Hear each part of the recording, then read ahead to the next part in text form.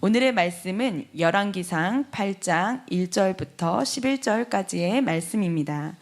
제가 먼저 읽겠습니다.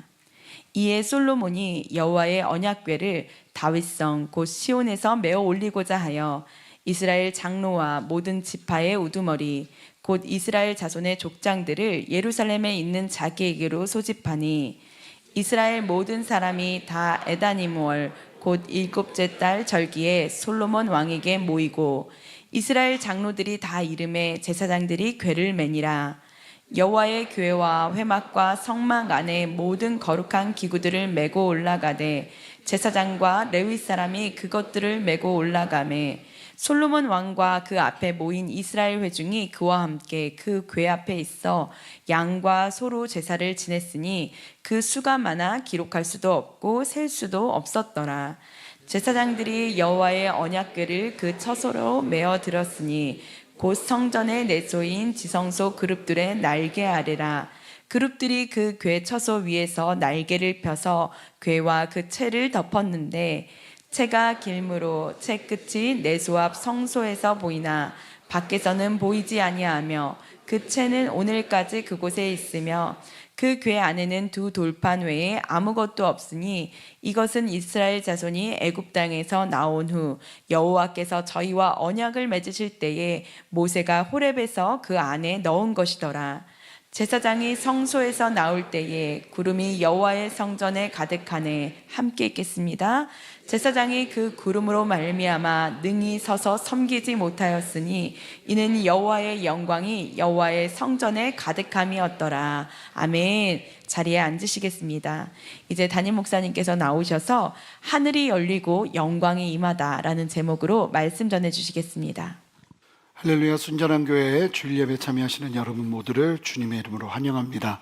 우리 함께 인사 나누실까요? 잘 오셨습니다. 사랑하고 축복합니다.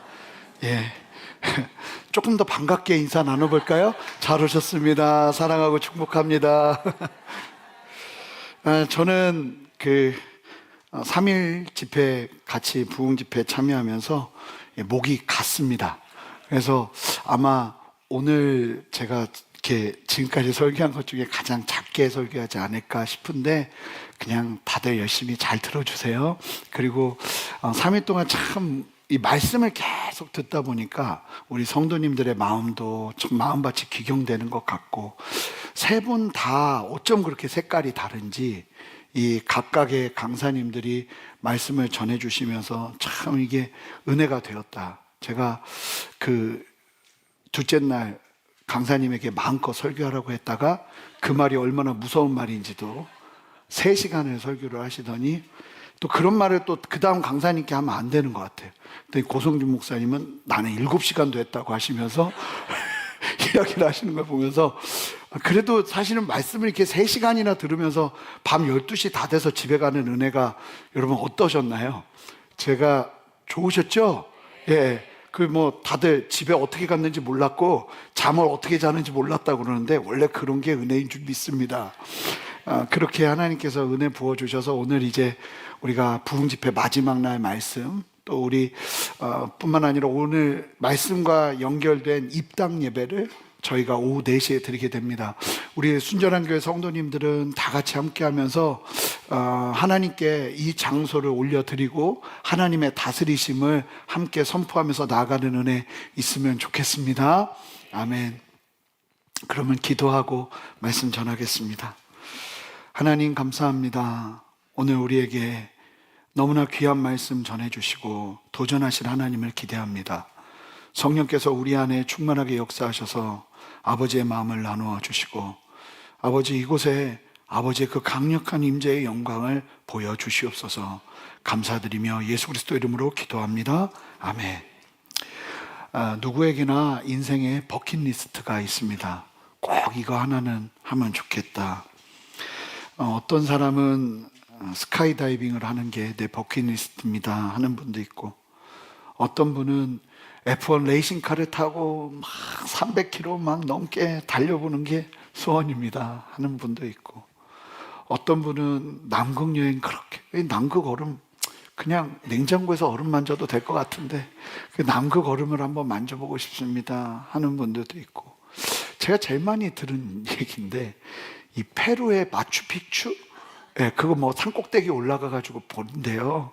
그걸 보고 싶습니다 하는 분도 있고, 다 그런 버킷리스트가 있죠. 저는 개인적으로 버킷리스트는 이제 말씀드릴 텐데, 그냥 되게 기대하고 바라는 소원이 있다면 한화 이글스가 우승하는 것입니다.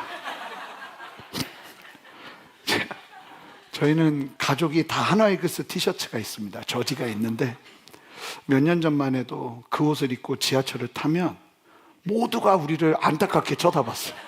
그래서 애들이 이걸 왜 입냐고 그러면 아빠의 운명을 함께 짊어져야 된다고 하면서 온 가족 다 입혀서 이제 가고. 근데 이번에 한국 시리즈를, 한화는 가을 야구를 한 적이 없어요. 기억도 안 나요. 근데 이번에 가을 야구를 했는데 LG 트윈스가 어떻게 그렇게 잘하는지 LG 팬분들 축복합니다. 얼마나, 그래서 그래도 뭐 한국 시리즈 갔다는 게 저는 뭐 기적이다 생각합니다.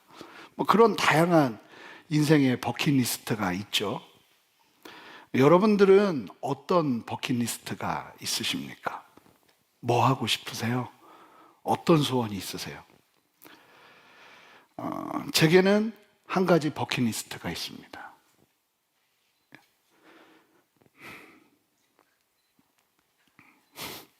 이 땅을 사는 동안 하나님의 영광을 보는 것입니다.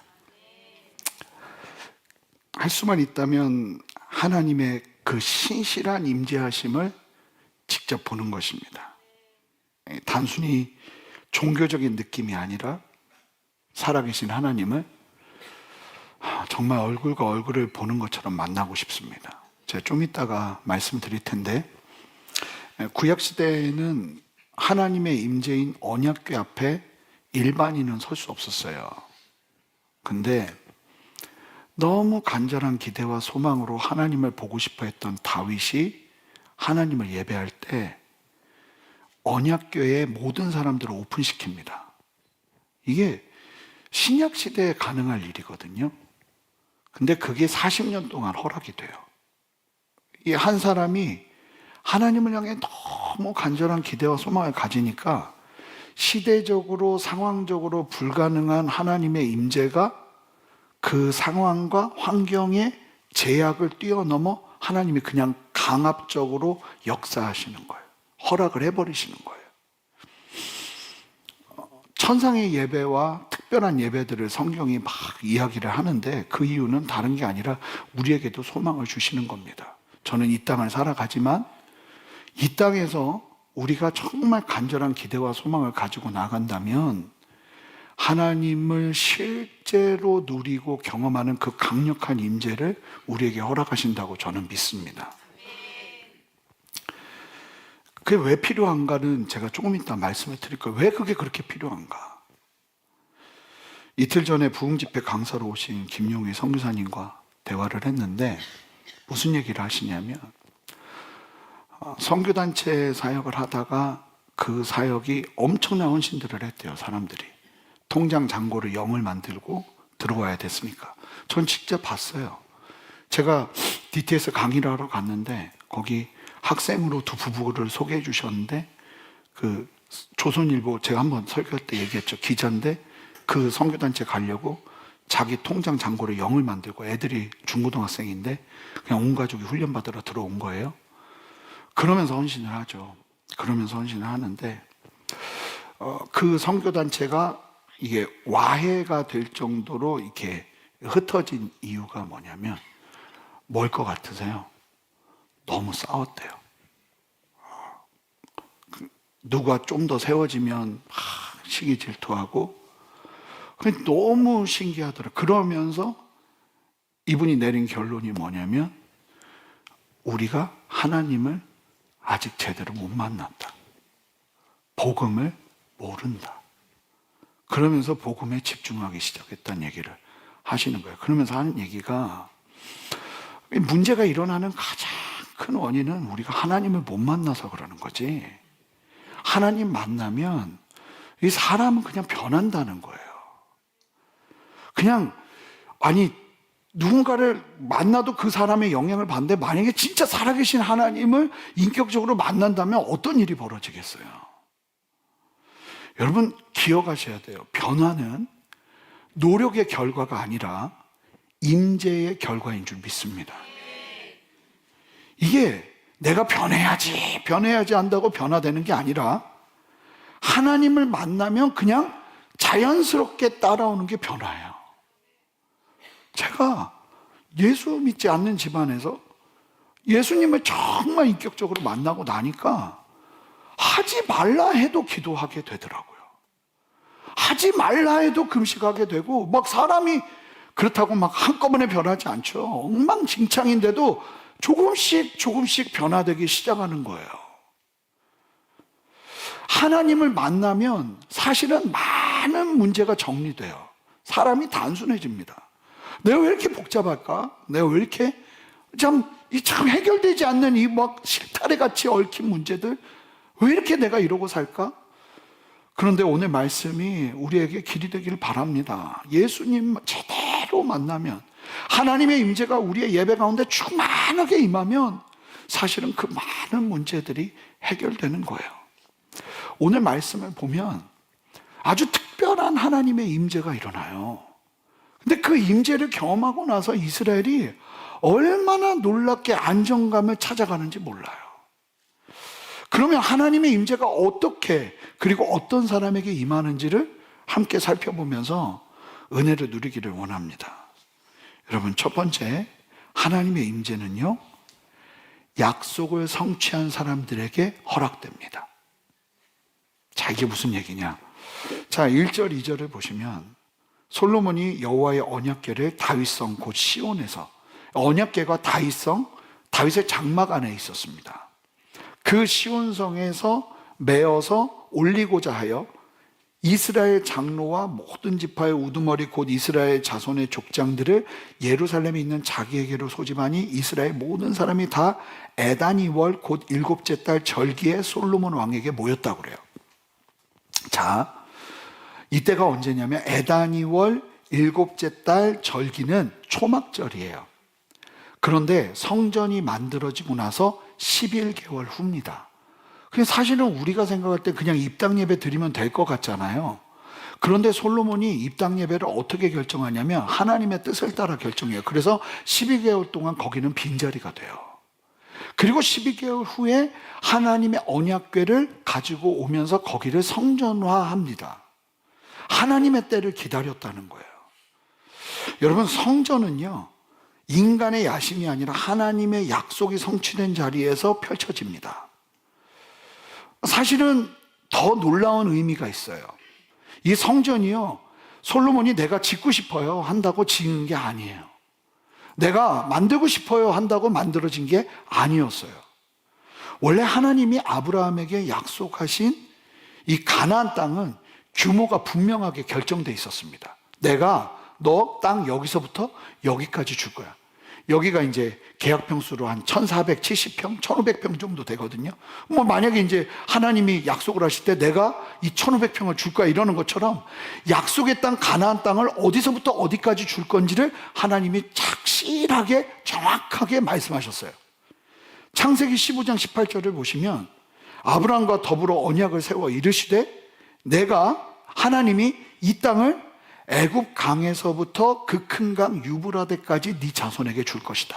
그러니까 하나님이 약속하신 땅은 규모가 분명했던 거죠. 근데 여호수아 때 이스라엘 백성들이 함께 올라가서 정복 전쟁을 펼치는데 이 땅을 다 성취하느냐 취하느냐 못 취해요. 너무 많이 싸워야 되니까 그 싸움의 그 유혹들, 그리고 싸움의 그 강력함들 속에서 싸우기는 하지만 끝까지 그 땅을 취하지를 못해요. 그러면 하나님이 말씀하신 애굽 강에서부터 유브라데까지 그 넓은 땅을 언제 차지하게 되느냐? 다윗 왕 솔로몬 시대 때, 다윗 왕 때 시작돼서 솔로몬 시대 때 이게 완성이 됩니다. 자, 역대상 18장 3절 보세요. 다윗이 유브라데 강 지역을 차지했고 이때 유브라데 강까지 차지한 거예요. 그런데 애굽 지역까지 차지했다는 이야기는 없거든요. 근데 열왕기상 4장 21절을 보면 솔로몬이 열왕기상 4장 21절 애국강에서 유브라데까지 다스렸다고 이야기를 하죠. 그러니까 하나님이 약속하신 그 말씀이 정확하게 성취된 게 바로 솔로몬 시대 때 성취가 되었다는 거예요. 이때까지 걸린 시간이 얼마냐면 이 이스라엘 백성들이 여호수아와 함께 정복전쟁을 펼치기 시작하면서부터 약 430년이 흐른 후예요. 참 재밌는 게 이 400년, 430년 이 기간이 이스라엘에게 그리고 하나님의 일에 굉장히 의미 있는 시간이 돼요. 애굽에서 종살이 몇 년간 했는지 아세요? 430년. 그리고 말라기서부터 세례 요한이 나오는 그 암흑기라고 말하는 침묵기간, 그때가 몇 년 동안 침묵기간이 이어졌는지 아세요? 430년.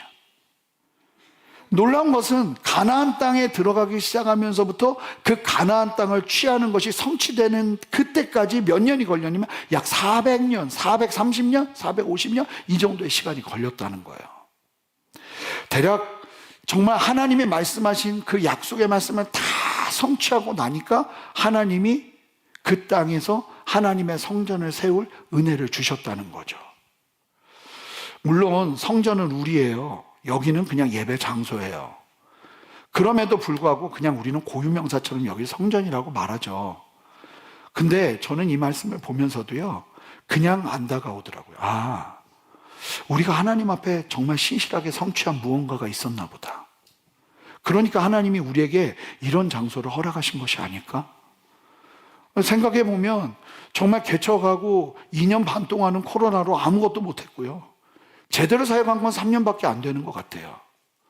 그런데 어떻게 저는요, 매 주일마다 여기 올 뿐만 아니라 주중에도 여기 오잖아요. 들어올 때마다 낯설어요. 그리고 제 방에 앉아 있으면 저는 2주 전만 해도 지하실에 있었거든요. 이 뭔가 싶어요. 그런데 오늘 말씀을 보면서 무슨 생각이 드냐면 하나님은 그냥은 허락하지 않으신다. 하나님의 백성들에게 하나님의 약속을 성취하고 이루는 당신의 백성들에게 주시는 분명한 은혜가 뭐냐면 성전의 약속인 거예요. 하나님은 위안의 성전 순종 위에 성전을 세우지 않으셨어요. 하나님의 뜻을 완전하게 이루니까 성전이 세워지는 거예요. 여러분, 우리도 마찬가지예요. 우리가 하나님의 성전이죠.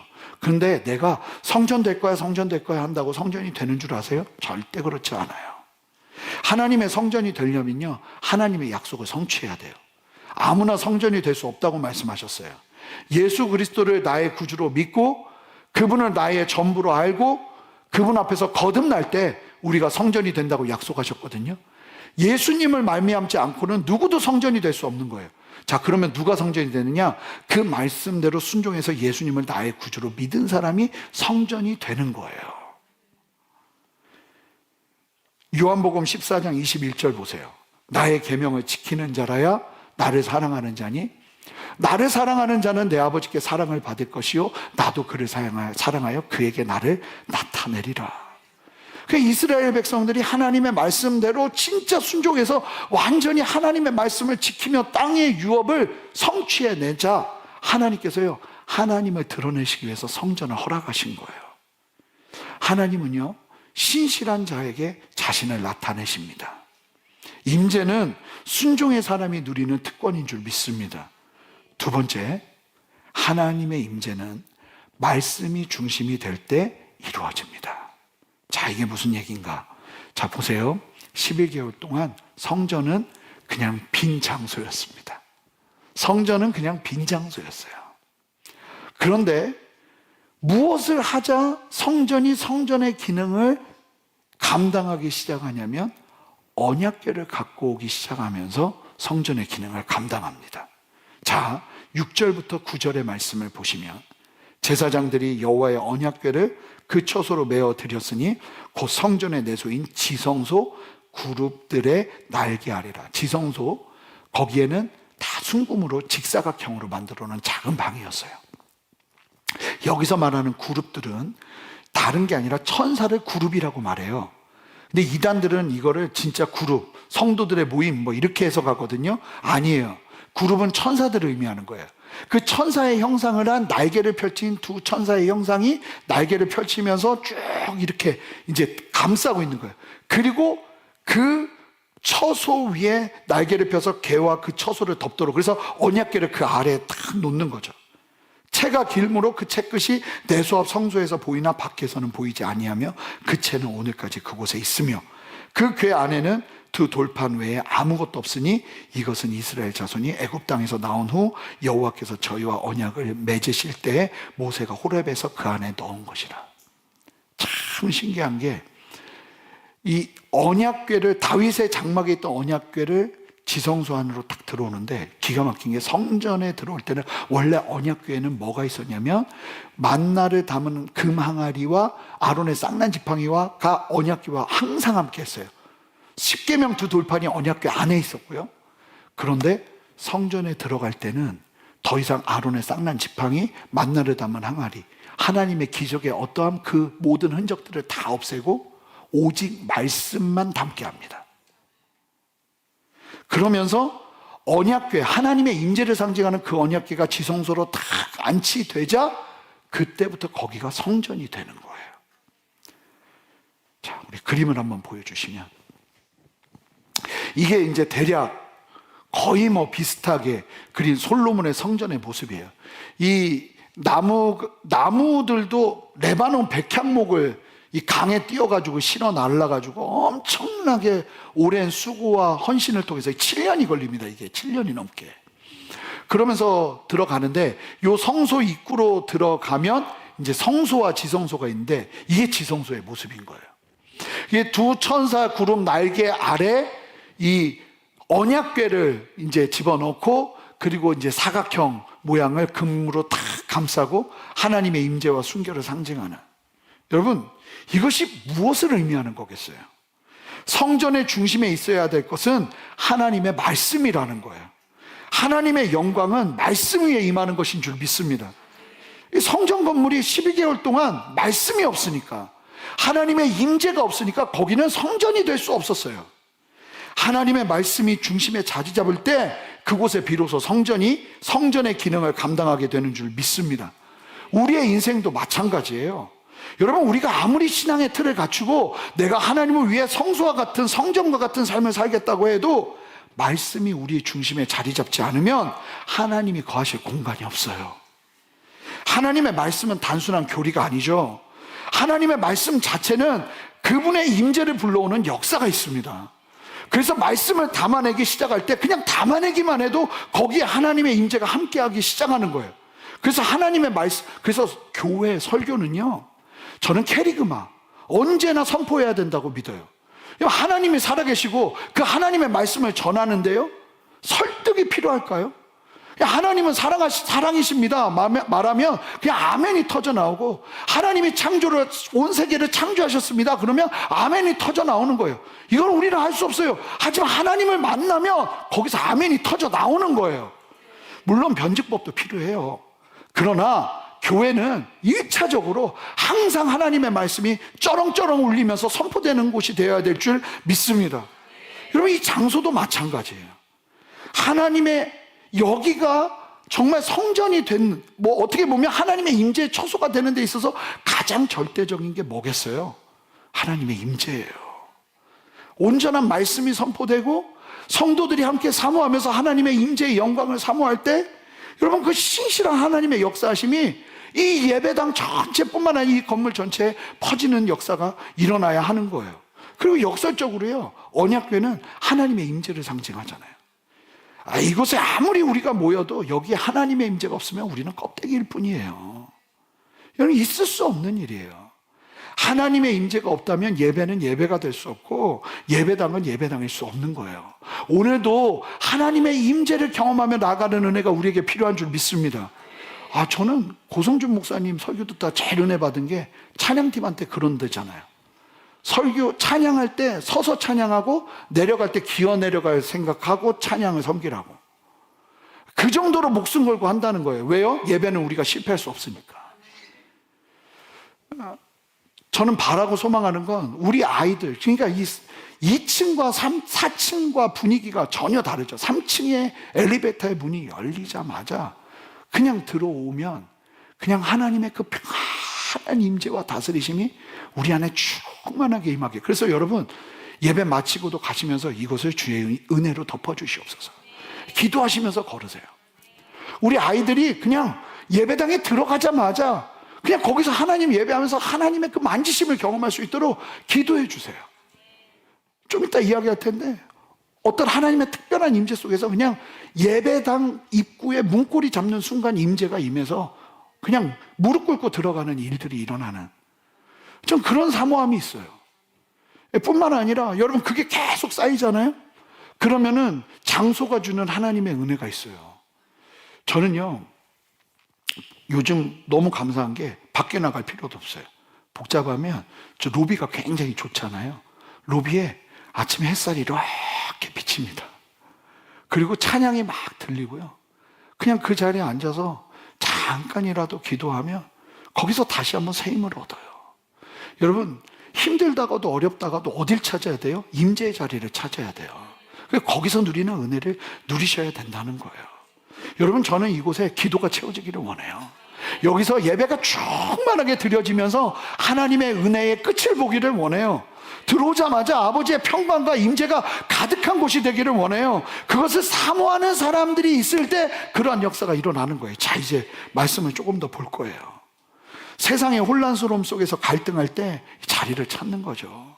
아바 기도룸을 찾는 거예요. 로비에서 흐르는 찬양을 들으면서 앉아있다 가기만 해도 하나님 안에서 새 힘을 얻는 역사가 일어나야 되는 줄 믿습니다. 그리고요 여러분 세 번째, 하나님의 임재는 예배가 쌓일 때 더 깊어집니다. 자, 이게 무슨 얘기냐? 10절 11절 말씀을 여러분의 목소리로 함께 읽어주세요. 10절 11절 읽습니다. 시작.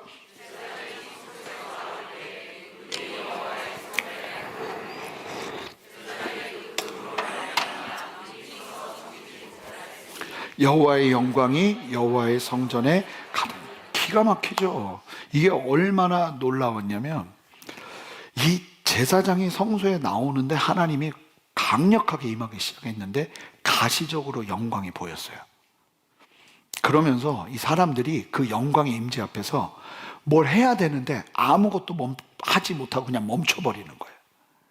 그러면서 능히 서서 섬기지 못했다는 건 무슨 얘기예요? 다 엎드려졌다는 거예요.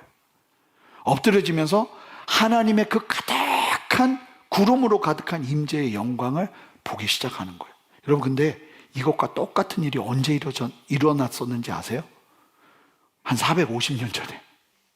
언제 일어났었냐면 출애굽기 40장을 보시면 성막을 봉헌할 때 똑같은 사건이 벌어집니다. 참 재밌어요. 성전이 입당될 때 똑같은 일이 벌어졌고 성막을 봉헌했을 때 똑같은 일이 벌어졌었어요. 출애굽기 40장 34절 35절 보세요. 그룹이 회막에 덮이고 여호와의 영광이 성막에 충만하매 모세가 회막에 들어갈 수 없었으니 이는 구름이 회막에 덮이고 여호와의 영광이 성막에 충만하였으며. 똑같은 상황. 구름이 가시적으로 보였고 그 구름으로 말미암아 사람이 들어가서 능히 섬길 수가 없었다. 저는 조금은 이해해요. 이 하나님을 섬길 수 없을 정도로 강력하게 임하시는 하나님의 임재를. 제가 신학교 1학년 때 은혜를 받기 시작했는데 딱 그때예요. 한 달간 찬양만 하려고 하면 그냥 온몸이 마비되는 것 같은 거예요. 그냥 말이 안 나와요. 그리고 경련이 막 일어나요. 맨 처음에 MRI를 찍어야 되나 했어요. 너무 무서워가지고. 근데 기타는 쳐지는데 노래가 안 나와요. 그냥 막 이 온몸이 저리는 거예요. 그러면서 그냥 기타만 쳤어요. 찬양은 그냥 성도들이 부르고. 그 하나님의 임재가 막 강력하니까 어떤 가시적으로 하나님이 만지시고 터치하시는 일들이 일어나는 거예요. 모세와 똑같은 일이. 그런데요, 그런 일이 그냥 일어난 것이 아니에요. 모세의 영광과 솔로몬의 영광이 특징이 있는데 그냥 어느 순간 한순간 그냥 떡하니 하나님이 그런 역사를 일으키신 것이 아니라, 여러분 모세도요 하나님의 임재와 영광을 경험하는 게 빌드업 됐어요. 시내산에서 계속 하나님을 만났단 말이에요. 그렇게 보던 하나님의 임재의 영광이 꽃을 피우면서 성막이 봉헌될 때 구름으로 가득 찬 영광이 보였던 거죠. 여러분, 솔로몬 성전도 이제 막 입당 예배를 드렸단 말이에요. 그런데 그때 그 예배를 섬겼던 제사장들이 어떤 사람들이었는지 아세요? 다윗의 장막에서 40년 동안 24시간 반차를 나눠서 한순간도 멈추지 않고 하나님을 찬양했던 사람들이에요. 거기서 하나님을 예배하면서 그냥 그 예배가 몸에 완전히 익어버렸던 사람들이에요. 아삽, 헤만, 여두둔 3명의 찬양 인도자가 있었고요. 288명의 예언적인 찬양 사역자들이 함께 했어요.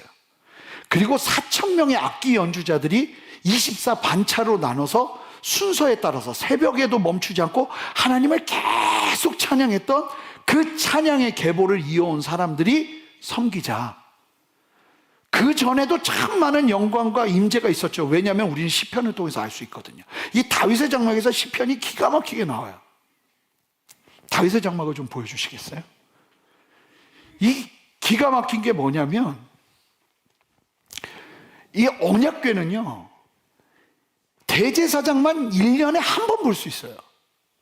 근데 다윗이 무슨 행동을 하냐면 이 언약궤를 모든 백성 앞에 오픈해버려요. 그리고 하나님의 영광을 볼 수 있도록, 그러니까 하나님 앞에 막 간구하니까 하나님이 딱 40년간만 허락을 하세요. 근데 이 천막이 막 큰 천막이 아니에요. 이 천막에는 언약궤를 모셔놔요. 그리고는 입구를 열고 언약궤를 보게 하고, 그 다음 장면, 이와 같이 뜰에서, 다윗의 뜰에서 하나님을 찬양하는 거예요. 이 팀들이 24시간 반차를 나눠서, 순번을 나눠서 돌아가면서 하나님을 찬양하고 영화롭게 하고, 이 예배를 40년 동안 드렸던 사람들이 하나님을 계속 바라보면서 사모하면서 그 걸음을 놓치지 않고 나아가니까 하나님이 임재의 영광의 꽃을 그냥 피워버리신 거예요. 성전에.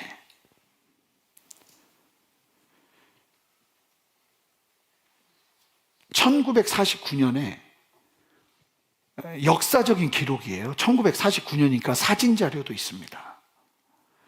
스코틀랜드의 바르바스라는 작은 섬에서 부흥이 일어나요. 1949년 외딴섬 바르바스, 영적으로 굉장히 냉랭한 마을이었고요. 그곳에서 참 놀랍게 이 장님이었던 할머니와 관절이 굳어서 잘 걷지 못했던 할머니 자매가 기도를 하기 시작합니다. 패기 스미스, 크리스 스미스 두 분인데, 이 크리스 스미스는 장님이었다고 그래요. 근데 이 헛간에서 기도를 하기 시작하는데 어떤 기도였냐면, 참 놀랍게도 제 사진을 좀 보여줄게요. 그러면서 이 두 분의 기도를 보면서 목사님 한 분이 붙어서 같이 기도하기 시작해요. 그래서 가운데 있는 분이 도널드 존 스미스라는 목사님이시고요. 지금 여기 보시면 이 오른쪽에 있는 분이 맥인이고, 이분은 잘 걷지 못하는 할머니. 지금 딱 보시면 그냥 할머니예요. 1949년에 이 할머니와 이 목사님이 헛간에서 기도를 하기 시작하는데, 무슨 기도를 하냐면 이사야 44장 3절, 마른 땅에 물을, 목마른 자에게 신을 부어주소서. 하나님, 이 땅에 성령의 강력한 임재를 나타내시옵소서. 참 기가 막힌 게, 하나님 나 걷게 해주세요. 나 눈 뜨게 해주세요. 이 기도를 했던 게 아니라 하나님의 나라를 사모했던 거죠. 그렇게 막 기도하기 시작하는데 그 기도 모임에 몇몇 사람들이 모이기 시작해요. 그러면서 밤마다 그 기도가 이어졌다고 그래요. 그런데 어느 날 참 놀랍게도 이게 기록에 남아서 영상으로도 남겨져 있어요. 성령의 임재가 사람들을 깨워요. 이 땅이 막 흔들리고 너무 강력. 그리고 더 재밌는 건, 기록을 보면 이 춤추고 놀던 사람들이 다 뛰쳐나와서 회개합니다. 길 위에서 밤에 집 앞에서 교회 안팎에서 사람들이 그냥 무릎 꿇고 회개하는 역사가, 그냥 하나님 그분이 임재가 그냥 임해 버린 거예요, 그 땅에. 그러면서 하늘이 열리고 영광이 임한 거예요. 그래서 기록을 보면 사진에 나오는데 교회가요, 한순간 예배를 드리는데 꽉 찰 뿐만 아니라 창문에 사람이 한 3겹으로 이렇게 올라가 있어요. 예배 드리려고. 못 들어온 사람이 예배를 어떻게든 드리려고. 그러면서 놀라운 역사가 일어나게 된 거죠. 그냥 일어난 것이 아니라 사모하고 소망. 저는 교회에 다니는 우리가, 교회로 모인 우리가 하나님의 임재의 영광을 사모할 때 이와 같은 일들이 일어날 줄 믿습니다. 이 펜사콜라의 브라운스빌 리바이벌이라는 게 있어요. 브라운스빌 교회에 임했던 부흥인데, 물론 나중에 많은 문제들이 있었지만 그럼에도 하나님이 분명하게 일으키신 놀라운 부흥의 역사였어요.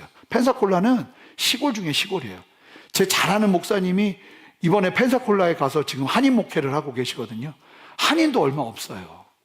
시골 중에 시골인데 근데 거기서 장길 패트릭 목사님이란 분이 조영기 목사님이 설교하시다가 선포를 한 거예요. 하나님이 수년 내에 펜사콜라에 부흥을 주실 겁니다. 그랬더니 미국 목회자들이 다 웃었어요.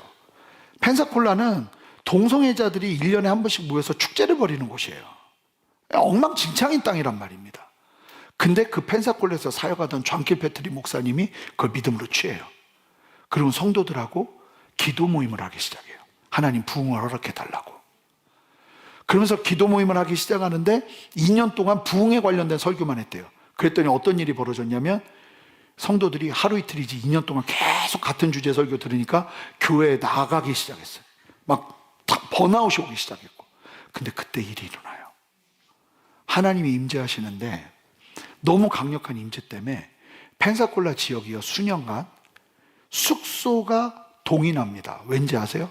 밤마다 일어나는 집회를 참여하려고 전 세계 사람들이 모이기 시작해요. 제가 직접 영상으로 본 건 침례를 받으러 장에 있는 사람이 들어왔다가 막 일이 일어나더니 걸어나가는 걸 봤어요. 이 모든 성도들이 하나님의 임재 앞에 다 엎드려져서 예배하는 걸 봤어요. 그냥 일어나는 게 아니라 간절히 사모하고 소망하는. 저만 소망하고 있는 거 아니죠, 지금? 여러분, 이게 왜 필요한지 아세요? 하나님의 임재가 왜 필요한지 아세요? 거룩한 어떤 목마름이 일어났으면 좋겠는데, 여러분, 모세의 성막의 구름이 상징적으로 임하자 어떤 일이 벌어졌는가를 보셔야 돼요. 다시 아까 읽었던 말씀이지만 그 다음 내용까지 함께 읽어볼게요. 출애굽기 40장 34절부터 38절 말씀이에요. 구름이 회막에 덮이고 여호와의 영광이 성막에 충만하며 막 충만하게 임재의 구름이 성막 전체를 덮었어요. 그러자 어떤 일이 벌어졌냐면 구름이 갑자기 성막 위에 떠오르기 시작하면서 이스라엘을 인도하는 구름 기둥이 됩니다. 구름이 떠오르지 않을 때에는 떠오르는 날까지 나가지 않고 구름이 떠올라서 움직이면 이스라엘 백성들이 움직이기 시작하는 거예요. 즉 무엇을 말하냐면 이스라엘 백성들을 보호하고 인도하는 역사가 하나님의 임재 아래서 시작됐다는 거예요. 여러분, 우리가 하나님의 임재를 온전하게 누리며 하나님 그분을 만나며 하나님의 임재 앞에 머물기 시작하잖아요. 여러분, 그 길이 가장 안전한 길이 되는 줄 믿습니다. 교회가 평안한 길은 다른 거 없어요. 하나님의 임재. 제가 뭐 어떻게 이끌고 가겠어요? 스트레스 받아서 저 죽습니다. 하나님의 임재가 이곳에 가득할 때 우리는 하나님의 구름 기둥으로 가는 걸음 걷는 거예요. 여러분들의 인생에 여러분들이 어떻게 여러분들의 회사를 이끌고 사람들을 이끌고 가족들을 이끌고 가겠어요? 우리는 힘이 없어요. 그것을 가능하게 하는 건 하나님의 영광의 구름이 우리 안에 보이기 시작할 때 가능한 거예요. 함께 보고 걷는 거예요. 여러분, 하나님의 임재의 구름을 쉐키나라고 그래요. 쉐키나, 히브리어로 쉐키나의 영광이 우리 안에 충만하게 임하기 시작할 때, 그러니까 예배하다가 하나님 만나고 예배하다가 하나님의 임재를 누리고 예배하다가 하나님의 만지심을 경험하며 서기 시작할 때 변하지 말라고 그래도 변하고 걷지 말라고 그래도 믿음의 걸음을 걷고 하나님 앞에 순종하며 나가는 일들과 역사가 일어나는 거예요. 구름이 떠오르면 이스라엘은 행진했고 구름이 머물면 멈췄어요. 하나님의 임재는 하나님의 다스림의 확증이었다는 거예요. 그런데 그거 아세요?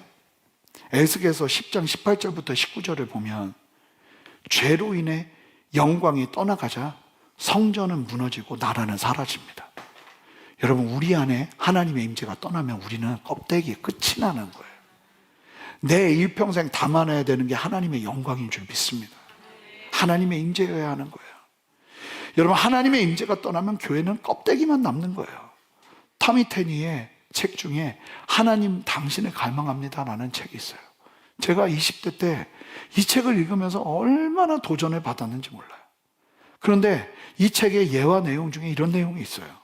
한 목사님이 텍사스 휴스턴에서 교회에서 설교 초청을 받는데 거기서 성도들이 은혜를 받는데요. 설교가 끝난 다음 그 다음 주 성도들이 그 말씀에 도전을 받고 모여서 야간에 특별 기도회를 여는데, 무슨 특별 기도회를 여냐면 단순한 프로그램이 아니라 하나님의 얼굴을 구하는 예배가 시작돼요. 그러면서 하나님이 특별하게 역사하시는데 그 기록을 그대로 보면 예배 중에 한 참석자가, 여러분 들어올 때 예배당 이렇게 딱 잡고 문 열고 이렇게 들어오셨죠. 그걸 잡는 순간 하나님의 임재에 그냥 꼬꾸라져요. 그 들어가서 봤더니 400여 명의 사람들이 넥타이 풀어 헤치고 하나님 앞에 그냥 회개하면서 다 엎드려서 기도하기 시작하는 거예요. 타미테니가 저도 그래서 보면서 오늘 말씀 준비하면서, 하나님, 이제 우리에게도 그런 은혜가 필요합니다. 예전에는 문고리 잡을 게 없었지만 이제 잡을 문고리가 생겼습니다. 예배당에 들어올 때 그냥 들어오면 됐지만 이제는 문을 열고 들어와야 됩니다. 하나님 역사하셔서 문고리 잡는 순간부터 은혜가 임하게 하여 주시옵소서. 그 사모함이 일어나는 거예요. 그러면서 교회와 성도들이 회복되기 시작하고, 하나님 만나면 회복되죠. 하나님 만나면 일어서죠. 하나님 만나면 온전해지죠. 그러면서 교회가 든든히 서가는 이야기를 보거든요. 똑같아요. 어떤 환경에 하나님의 임재가 임하는가? 준비된 환경, 사모하는 사람들이 넘치는 곳, 하나님의 영광을 사모하기 시작할 때 하나님은 거기에 은혜를 부으시고 은혜를 부으시는 거예요. 여러분, 도전하고 싶어요. 예배 절대 늦으시면 안 돼요. 예배 전에 와서 기도하셔야 돼요. 무슨 기도요? 하나님, 내가 오늘 막 뭐가 힘들어, 이런 거 말고, 하나님, 오늘 나에게 필요한 건 하나님의 임재입니다. 하나님의 얼굴입니다. 하나님의 말씀입니다. 하나님, 나로 하여금 보게 하여 주시옵소서. 그러면 여러분들 먼저 그 나라와 의를 구하잖아요. 그러면 이 모든 것은 주님이 우리에게 더하시는 거예요. 여러분, 그 믿음 위에 담대히 서셔야 될 줄 믿습니다. 그래서 우리 순전한 교회는요, 다른 무엇보다 예배에 목숨 거는 교회가 될 거예요. 하나님 찬양하는 순간부터, 예배당에서 하나님을 예배하는 순간부터 그분을 높이기 위해 다른 어떤 것 보지 않고 그냥 예배 때 옆에 사람 신경 쓰지 마세요. 너무 불행한 거예요. 우리는 다 액터예요. 배우예요. 누구를 위한 배우예요? 하나님을 위한 배우예요. 하나님만 우리를 보시는 거예요. 여러분, 혹시 나의 어떠함 때문에 옆에 사람이 함부로 평가하면 여러분 미가를 보세요. 그런 거 하시면 안 되는 거예요. 예배 드리는 사람 함부로 평가하면 안 되는 거예요. 그냥 그 모습 그대로를 바라보는 거예요. 하나님 앞에 전심으로 예배하는 거예요. 저는 제 목회하는 기간 동안 하나님의 임재의 끝을 보고 싶어요. 하나님의 영광의 끝을 보고 싶어요. 하나님의 얼굴을 보고 싶어요. 하나님의 임재의 끝을 보고 싶어요. 그게 우리를 살리지 다른 게 우리를 살리지 않아요. 세상은 힘들고 어려워지고 앞으로 더 어려워질 거예요. 제가 장담하건대 예수 믿는 사람들 삶은 더 어려워질 거예요. 예수 믿는 환경은 더 어려워질 거예요. 그런데 주님은 우리에게 말씀하세요. 그럴 때일수록 하나님은 더 놀라운 부흥의 역사를 일으키실 것이고, 이스라엘은 회복될 것이고, 수많은 믿는 사람들이 하나님 앞으로 돌아오는 구령의 역사가 일어나게 될 거예요. 그 일을 우리가 우리의 힘으로 못해요. 하나님의 영광, 하나님의 임재를 경험하면서 우리가 걸어내면서 감당하는 거예요. 하나님 앞에 사모하세요. 하나님, 내가 주님의 영광을 보기를 원합니다.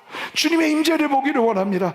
내 평생 하나님 만나다가 이 땅 다 나의 사명 마치고 주님 경험하며 그렇게 살다가 이 땅 마치기를 원합니다. 주님, 나에게 이 한 소망으로 역사하여 주시옵소서. 그렇게 함께서는 저와 여러분 되시기를 주님의 이름으로 축복합니다. 함께 기도하겠습니다. 하나님, 우리의 생명은 프로그램이 아닙니다. 우리의 생명은 건물도 아닙니다. 우리의 생명은 하나님의 임재입니다. 하나님의 영광입니다. 하나님의 만지심입니다. 하나님의 터치입니다. 우리가 새 공간에 들어왔지만 이곳이 진짜 성전이 되려면 하나님의 임재가 필요합니다. 주여 역사하여 주셔서 이곳에서 하나님의 은혜를 나타내시고 하나님의 영광을 나타내시고 하나님의 마음을 부어 주시옵소서. 감사드리며 예수 그리스도 이름으로 기도합니다. 아멘. 우리 다 같이 일어섭시다. 이곳에 가득한 하나님의 영광, 하나님을 좀 찬양하며 높여드립시다. 우리 함께 박수로 주님을 찬양하고, 우리 함께 함성으로 주님을 찬양하고, 할렐루야! 주의 이름을 높여드리오니 주님 영광 받아 주시옵소서. 우리 함께 찬양하며 나가겠습니다. 하늘의 문을 여소서. 하늘의 문을 여소서. 이곳을 주목하소서. 주를 향한 노래가 꺼지지 않으니. 하늘을 열고 보소서. 하늘을 열고 우리 함께 믿음으로 고백합시다. 이곳에 임재하소서. 주님 이곳에 임재하소서. 주님을 기다립니다.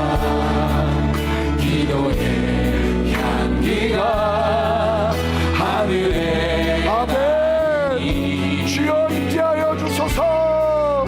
주여 임재하여 주소서. 이곳에 오셔서 이곳에 앉으소서. 이곳에서 드리는 예배를 받으소서.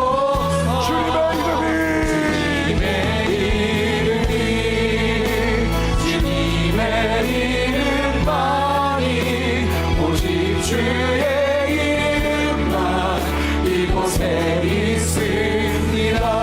우리 함께 고백합시다. 하늘의 문을 여소서. 하늘의 문을 여소서. 이곳을 주목하소서. 주를 향한 노래가 꺼지지 않으니. 하늘을 열고 보소서. 주님 하늘을 열고 보소서.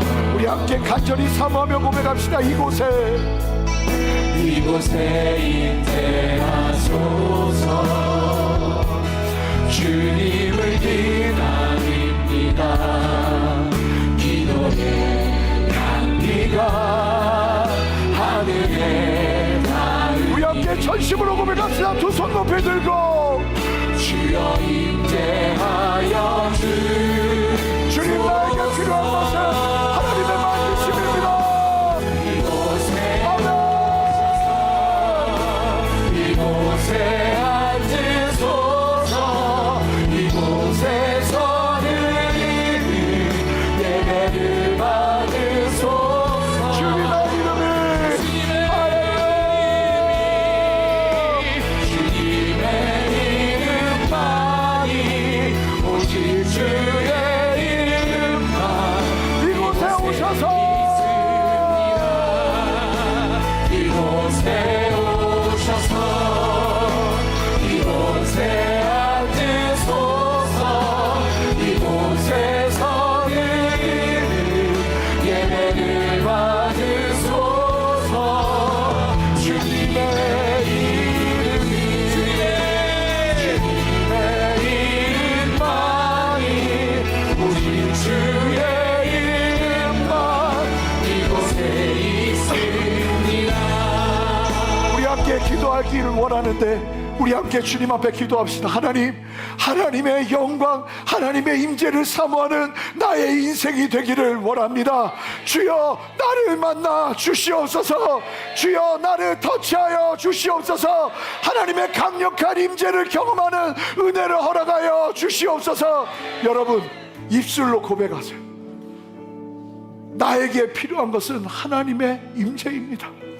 나에게 정말 필요한 것은 돈도 아니고 상황이 열리는 것도 아니고 하나님을 만나는 것입니다. 하나님, 내가 주님을 만나기를 원하오니 이 시간 나를 만나 주시옵소서. 함께 주님의 이름 한번 간절히 부르며 은혜를 사모하며 기도합니다. 주여, 주님 이곳에 오셔서 이곳에 앉으소서. 이곳에서 드리는 예배를 받으소서. 주님의 이름이 주님의 이름만이 주의 이름만 이곳에 있으니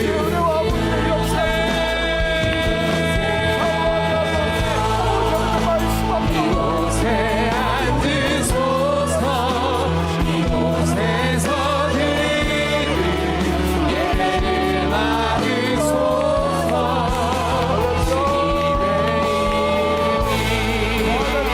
주님의 이름만이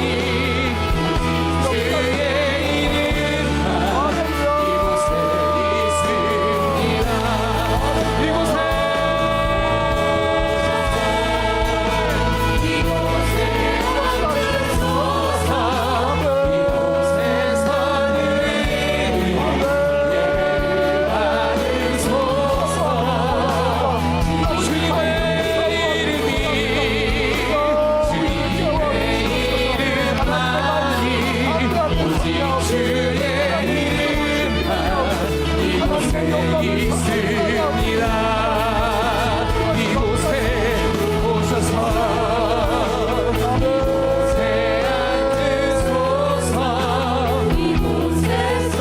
우리 함께 기도합시다. 하나님, 이 예배 공간에 하나님의 강력한 임재를 날마다 더하여 주시옵소서. 이 자리에서 멈추지 않기를 원합니다. 만족하지 않기를 원합니다. 우리는 목마릅니다. 주님, 채워 주시옵소서. 뿐만 아니라 우리 아이들의 예배 처소, 그리고 아바 기도룸, 하나님 들어오는 입구부터 하나님이 모든 공간을 하나님의 임재로 채워 주시옵소서. 하나님을 만나 변화되는 장소가 되게 하옵소서. 하나님의 영광이 흐르는 장소가 되게 하옵소서. 함께 두 손을 들고 주님의 이름 한번 간절히 부르며 기도합니다. 주여,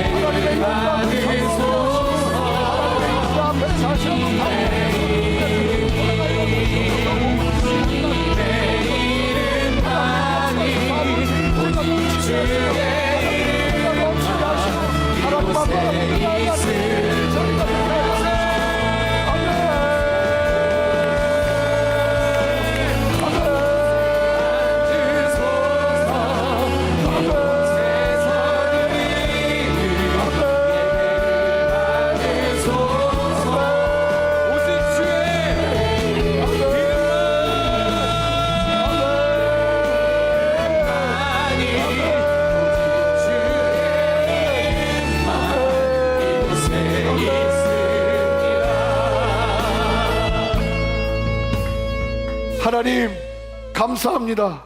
우리에게 거룩한 소망을 주시고 아버지 한 마음으로 나아가게 하시니 감사합니다.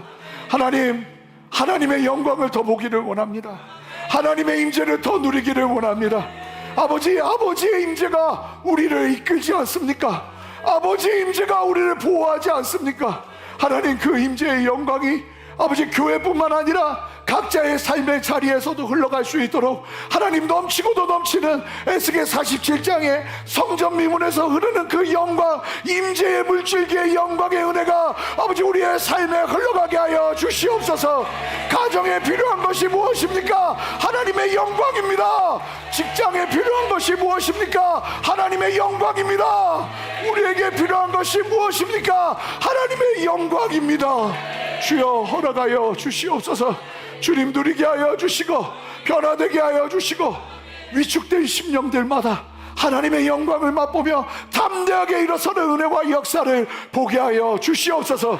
그렇게 새 일을 행하시는 주님을 찬양하며 감사드리며 예수 그리스도 이름으로 기도합니다. 아멘. 우리 주님께 영광의 박수 올려드리겠습니다. 할렐루야.